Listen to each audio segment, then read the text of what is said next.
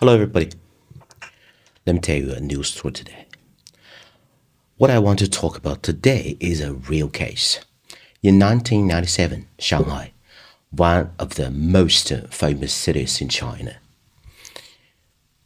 This case caused a huge sensation and panic in Shanghai at the time. In 1997, a hammer man appeared in Shanghai. He came and went without a trace and killed people like crazy. For a time, Shanghai was full of troubles and people were in panic. On March 18th and 20th, two murders occurred in Yangpu district and Baoshan district, Shanghai. Let's talk about the 18th first. At around 11 o'clock that night, the police received a call saying that a woman was found killed at a construction site on Bank Street, Yangpu district. When the police arrived at the scene, they found that the back of the dead woman's head had been crushed with a blunt instrument. The reporter was a neighbor of the dead woman. The woman's surname was Hu. She and her husband were selling vegetables in different markets. On March 18th, the weather was bad and it rained.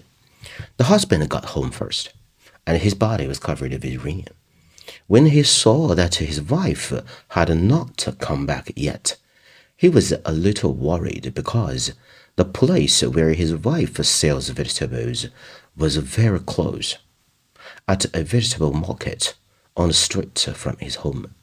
Basically, she got home earlier than him every day. Why haven't she come back today? The husband was a little anxious and was about to go out to find his wife with a flashlight and an umbrella. He happened to meet a neighbor who wanted to help him, so two of them walked along the road from their home to the vegetable market and walked to a nearby construction site. At that moment, the neighbor suddenly pointed forward with a flashlight and said, "Look, there seems to be a person lying in front of us." They hurried to look, and yes, it was a person. There was a lot of blood coming out of the back of the head. The blood mixed with the rainwater. After looking carefully, it turned out to be Ms. Hu. Everyone hurriedly found a public phone to call the police. At that time, mobile phones were not widely available in China. There were IC card telephones on the streets, or you could use public phones at a newsstand. The police conducted an on-site investigation and found that Ms. Hu was dead after being attacked and her belongings were robbed. The police determined that this was a robbery and a homicide, so the investigation continued. The second similar case occurred on March 20th. Ms. Shi, who lives in Songnan New Village, Baoshan district, arrived at home around 10:20 after having dinner with friends that night. When she walked to the downstairs of her apartment, she found that she did not bring the key to the unit door. So she yelled her husband's name towards the balcony of her apartment. The husband heard it, opened the window and asked what was going on. Ms. Shi said, "I don't have the key with me. Threw your key down and I will open the door myself." Everyone, she was going to open the unit door, not her apartment's door. In this way, Ms. Shi's husband did not need to go downstairs. Ms. Shi could open the door by herself and go home. The husband dropped the key. However, the husband had been waiting at home for more than 10 minutes, and his wife still hadn't come upstairs. What's going on? Did I throw the key away and she didn't find it? It was impossible. After I dropped the key, I saw her bending down to pick up the key, he thought. The husband went downstairs immediately to see what happened. As soon as he opened the unit door, He saw his wife lying on the ground with her face covered in blood, and her handbag had been taken away. The husband called the police. The police arrived and confirmed that Ms. Shi was dead. After testing, it was found that when Ms. Shi was opening the door, the suspect attacked her from behind. The cause of death was the same as the victim in the case 2 days ago. The crime were almost the same. The police wondered whether it was done by the same person. Although the investigation had begun, the suspect continued to kill. On March 22nd, the Yangpu police was called by a resident. The reporter said that his wife, Ms. Zheng, took the bus and got off at the Forest Park station at around 9 p.m. on the 21st. She walked home for 5 minutes and would be home soon. Suddenly, a person appeared behind her and hit her on the head with something. Ms. Zheng fell into coma and her belongings were robbed. Ms. Zheng recovered from hospital treatment later.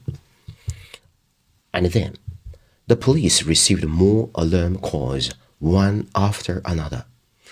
They were all women who were attacked while walking alone at night, and their heads were smashed by the suspect. The methods of committing the crimes were almost the same, and they both occurred in Baoshan and the Yangpu district. The police dispatched a large number of police officers to investigate. But in the 7 days from the 23rd to 30th, this demon disappeared. However, in the 5 days from April 1st to the 6th, there were another 7 murders and robberies. From March 19th to April 6th, a total of 12 similar murders and robberies occurred in Shanghai, because almost all the victims were sent to Shanghai Hospital for treatment. All kinds of horrific rumors spread in society fast. At that time, there was no WeChat, no Weibo, and no mobile internet, but the news spread very quickly. In a few days, people throughout Shanghai and the surrounding provinces knew that there was a hammer serial killer in Shanghai who held a hammer and specialized in killing people at night. Very cruel.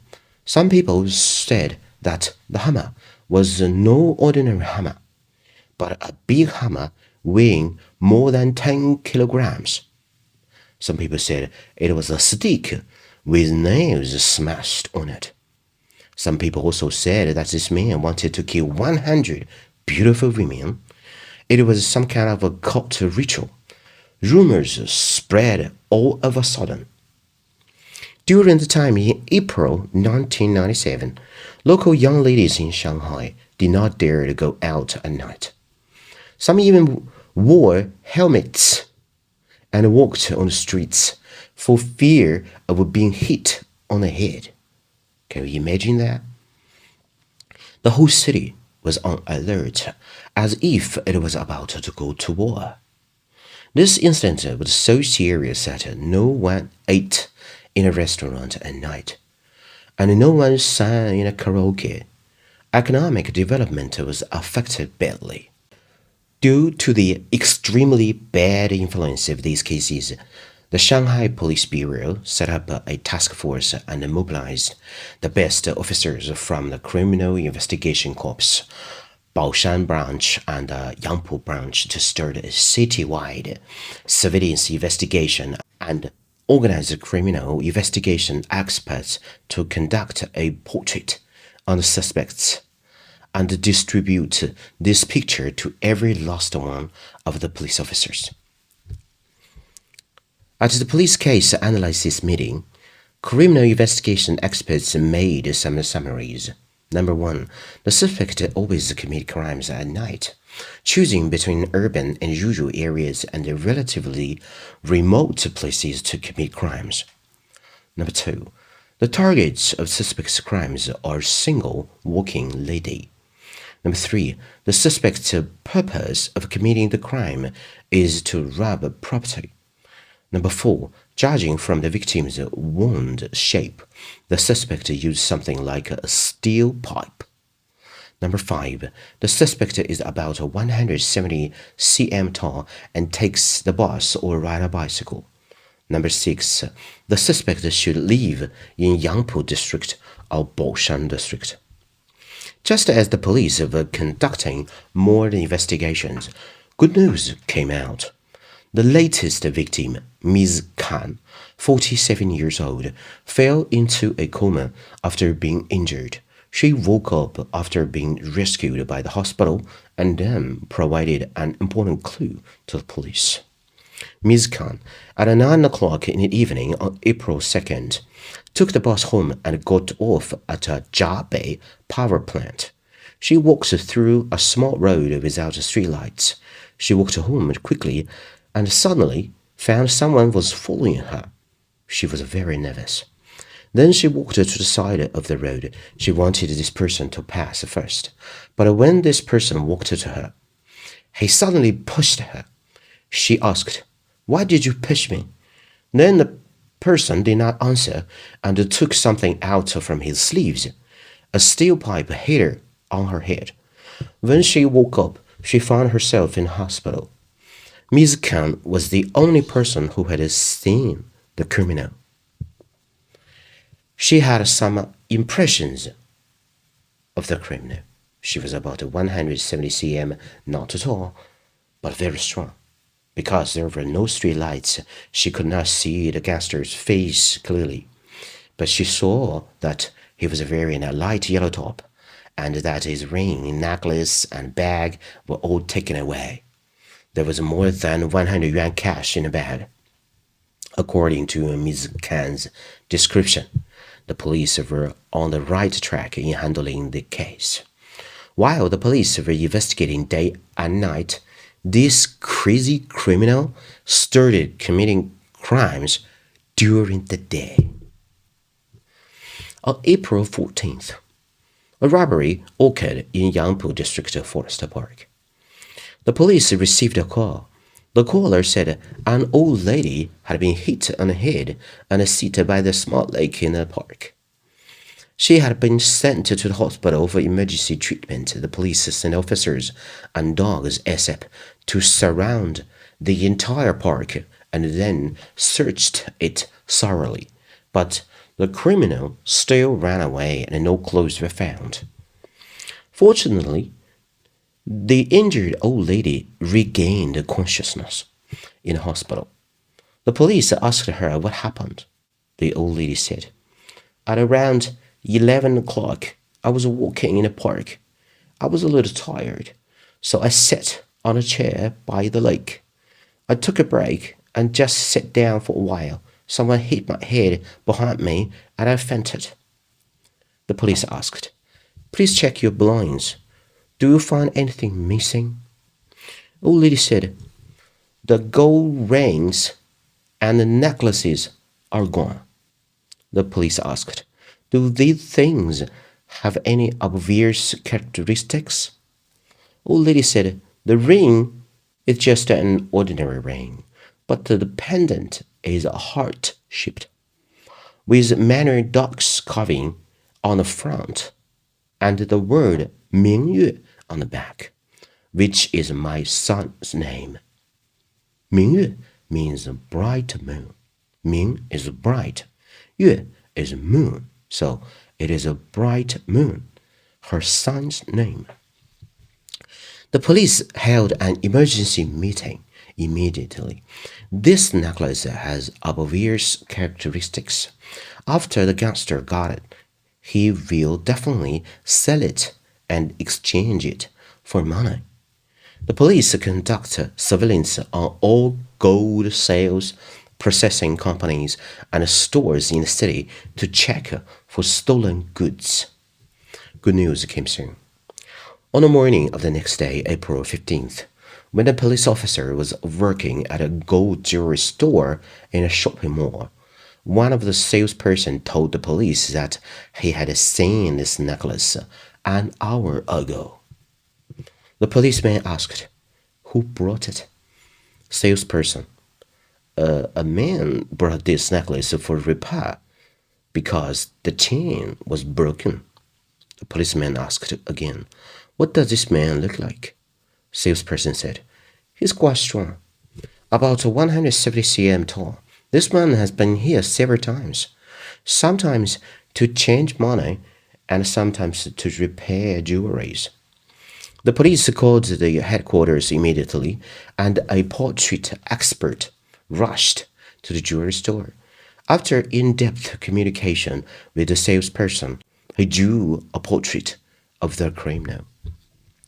This portrait was closer to the criminal's real appearance. The police continued to investigate based on this portrait. Soon, a citizen said that the portrait looked so similar to a person named Wei, who lived in Baoshan district, Songnan area. Wei's specific location was soon revealed, and then that night the police locked down all the roads to this location. A 7-member special operation team raided the criminal's house. The operation was carried out at about 11 o'clock in the evening. A team of 7 people arrived at the door of the criminal's apartment and knocked on the door. For several minutes, there was no response. The police were about to break down the door, but suddenly there was a woman's voice in the house asking, "Who is it?" The police said, "I am the property manager. Your apartment is leaking some water. Your neighbor downstairs called me to check." A woman opened the door, and the 2 policemen controlled her immediately. The other 5 police searched the entire apartment. When they opened the bedroom door, the police found a man wearing shorts and preparing to jump off the building. The police drew their guns and pointed them at him. He did not dare to continue running away. Several policemen rushed up and handcuffed him. The police asked, "What's your name?" Answer, "My name is Wei." Police asked again, "Who is this woman?" Wei said, "My wife." After the police took control of the 2 people, they searched and found the old lady's pendant. They also found many backpacks, wallets, rings, watches, cosmetics, and other robbed items. At 12:55 a.m., the suspect was taken to the criminal police corps. After interrogation, Wei confessed his criminal process that he had done all the cases himself. Wei, born in 1971, served as a soldier in Shanghai after graduating from a junior high school. In 1992, Wei met a Shanghai girl and they had a child. The girl was his current wife, Gu. In 1993, while serving in the army, he was sentenced to 5 years by a military court for theft. After being released from the prison, his wife did not leave him and took her son to live with him. However, Gu and Wei both had no technical expertise and no skills. Wei thought about ways to make more money for his family. He found a blunt axe and hid it on his clothes. Sometimes he took buses or ride a bicycle to look for suitable targets near his home. If he saw a woman walking alone, he would quickly approach her from behind and then hit the victim's head with the axe. In just 10 days, he robbed 14 people, killed 2, and seriously injured 12 victims. After 29 days and nights of hard working, Shanghai police finally captured the Shanghai Crazy Hammer Killer. And Wei also got the punishment from the law. This is the end of the story. It was so famous, everybody. It was super famous in China at that time. So, everyone, this is the end of the story, and please share what you think of the story and your stories. If you enjoy my work and would like to help me to continue to bring these stories to you, please subscribe to my channel or like my page. Give a thumbs up to stories you appreciate and share your thoughts and opinions in your comments. Share the stories with anyone who might find them enjoyable. And everyone, I need a co-editor, a native English speaker to make these stories better. Of course, the co-editor will be the very first one to read these stories. And I have already prepared over 200 of them. Thank you, everyone. This is Alex's Story Time, and I am Alex. I got a lot of good stories to share with you. Thank you. Talk to you later.